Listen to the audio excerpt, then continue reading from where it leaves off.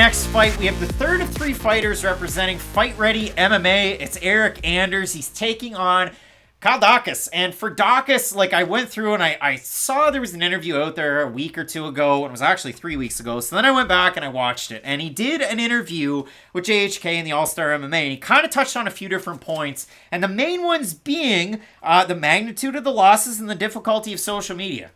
You think in MMA, social media, the most negative place. But he also said, and this is the quote, I have to really focus in and really showcase my striking in this matchup because he knows that Anders is one of those guys that's going to crash the distance.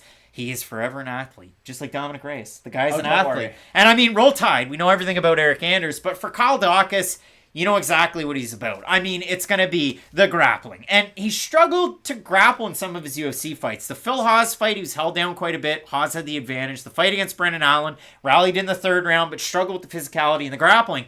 But then on the flip side, look at Kyle Daukaus' wins. I mean, Jamie Pickett, he became the Darth Knight. Then the nickname left after the Dolidze loss. And the Dustin Stoisfus fight, that was a Kyle Daukaus show. So he really accentuated and excelled in his grappling, his wrestling, and his overall mat ability in those fights. Now you're taking on Eryk Anders, a guy who, he's main evented against Lyoto Machida. He had that big fight against Thiago Santos. He's had some zigs and some zags. But for Eryk Anders, I mean, think about it. 2 fights ago, and I know this is a big name now in the division, but he's taking on a guy in Andrea Muniz, and they're striking, and then all of a sudden, Muniz goes for a power double leg, picks him up, and drops him. And then Anders gets back up to his feet, and Muniz just wiggle-woggles on his back, threatens to choke, and then all of a sudden, he's grabbing his arm and his leg, and they're in the same place. My sock's dirty. And he gets him in an armbar. Like, it was the craziest submission ever, but it's not outside of the realm to think that Kyle Daukaus can have success in this fight against a guy like Anders. When Eryk Anders goes home for the holidays, he's like, Mom, can you check to make sure Andrea Muniz isn't under the bed? No, Eryk, he isn't. You just see Andre. This is a weird fight because Eryk Anders, we kind of mentioned it. There's all these different tests that you face when you're working your way up as a contender. You face people who rely a lot on leg kicks. You see how you deal with those guys who are really good wrestlers. Eryk Anders is, and I hate to use this term because it's been thrown around a lot, but I hope you agree with me. He's kind of that weight bully test. Like, Eryk Anders is as big as you can humanly be for this weight class. He really is. I remember the stat came out, and shout out to Elias Theodoro. When he had fought Eryk Anders, the stat came out that Eryk Anders weighed 220 pounds the night of the fight. That fight was contested at middleweight, so he gained almost 40 pounds. The thing about Anders is, every time you fight him at 185, it really does come down to how do you deal with that. And I think it's interesting when you ask that question, facing a guy like Kyle Daukaus, because if he beat Roman Dolidze, we would know exactly what that answer is. We'd say, hey, he'd be able to go out there, really be able to implement his wrestling. His size doesn't matter as much as his technique does, because his technique is so great that it can overcome physical advantages. We don't know that about Kyle Daukaus, though, based on that fight, and that is the thing. If he did look good against Dolidze, I think, of course, that is a great precursor to how he would look against a guy like Eryk Anders. Of course, Dolidze's more technical than Eryk Anders, but physically they're pretty similar. Like, they're both huge for the weight class. We'll talk about Roman in the next fight, but he used to be a light heavyweight champ with WWFC. Exactly. He's talked about playing both weight classes, like Jalton Almeida with light heavyweight and heavyweight. I just think for Daukaus, it is interesting, and maybe people are going to disagree with me. That's where the chat comes in handy. I think less of both of these fighters than the majority of people do. And I looked at the odds for this. You've been high on both these guys at some points too. I definitely have been, but yesterday was history, tomorrow's a mystery, and I think Eryk Anders has shown his true colors. Yes, he has improved somewhat in the UFC, but I've always given him credit for being a much better grappler than the average person probably would. You do forget, he used to do a lot of those no-gi jiu-jitsu tournaments. He still does. He still does, but it was a huge part of his game that I felt like was going unnoticed. If these guys grapple for 30 seconds, I think Kyle Daukaus is going to have a lot of success. I just wonder how much success Daukaus is going to have with his wrestling, because Eryk Anders, like I said, is physically huge for the weight class, and he does have decent takedown defense against guys who don't have that super high level background. So I think for Daukaus, maybe he has taken that level up, like you said, like he's eager to show in his striking. I just think it's going to be really interesting. Daukaus has an advantage with his grappling. It's just how does he get the fight there? Well, and Daukaus kind of touched on it in the JHK interview, so go watch that with the All-Star, but he touches on it like, hey, I'd like the fight to go like the Muniz fight, but if it doesn't, maybe I'll showcase my striking. For Anders, Fight Ready, we've seen little added wrinkles in some of his game, and you see it out of Anders, like his last time out. I mean, the rug kind of got pulled out from under him. He thought he won that fight. He went 3 for 24 on takedown attempts. He got outstruck 105-65. MMA decisions, 9 had it 29-28 Anders, 2 had it 29-28 for Park. Park ends up getting the win. But if you do look at it for Anders, go back 3 fights ago, I guess. So last fight was Park. It's really close. You're splitting hairs. He loses that fight. Muniz, well, there's no question. He lost that fight. Before that, Darren Stewart in the rematch. And boy, did he look good against Darren Stewart. That was the loser leaves town fight, the Ric Flair versus Mr. Perfect in Raw in 1993. And Anders looked really good. So it does really depend on the striking in a fight like this.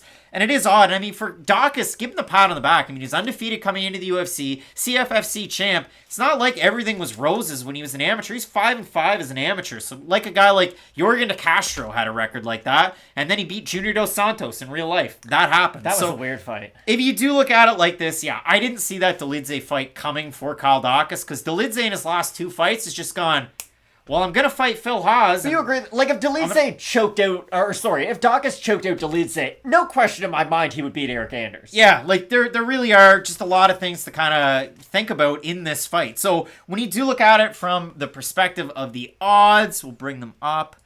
I think I just clicked on the wrong thing. We're live. Eryk Anders, open plus 190, plus 180. Kyle Daukaus, open plus 225, still about there.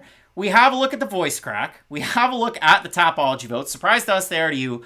If Daukaus is that big of a favorite, I assume that the voters are going to go that way. I'm going to say over under 77.5% Kyle Daukaus. I think it'll be under. I think it's going to be under. It's slightly over. 2001 total votes, 81% Daukaus, 44% by decision, 44% by submission. For the 19% that have Anders, 51% by decision, 37% by knockout.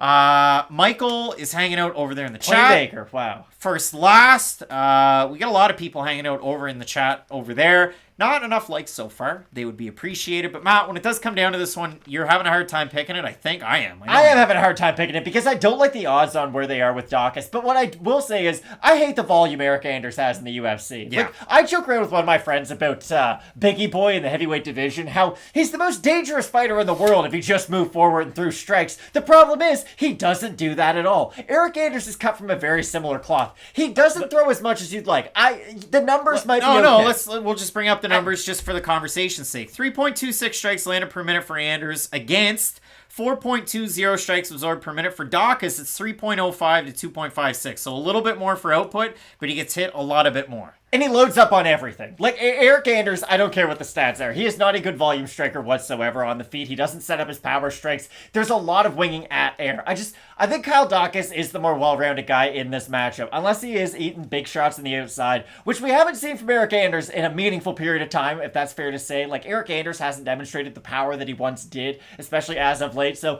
ever so slightly, I'll like Kyle Daukaus in this matchup. But again, I feel like overall I am low on both these fighters based on the opinion that I once had. Justin Pitnick really wants to hear about Kyle Daukaus, so the quotable from his Instagram video is all right, so I just wanted to come on and give everybody an update as to let you know what's going on with my face and stuff, why it's so swollen and everything. So yeah, during the fight I got kneed, obviously. As soon as the knee landed, it kind of broke my face in 3 places. The scans I got, I had 2 orbital fractures, and I think I had a fracture in my eye socket as well underneath. That is on an MMA Junkie video. I do like Eryk Anders in this fight. I don't see him getting submitted by Kyle Daukaus. That's just the big thing. Now, could he leave himself out there to be susceptible to getting submitted?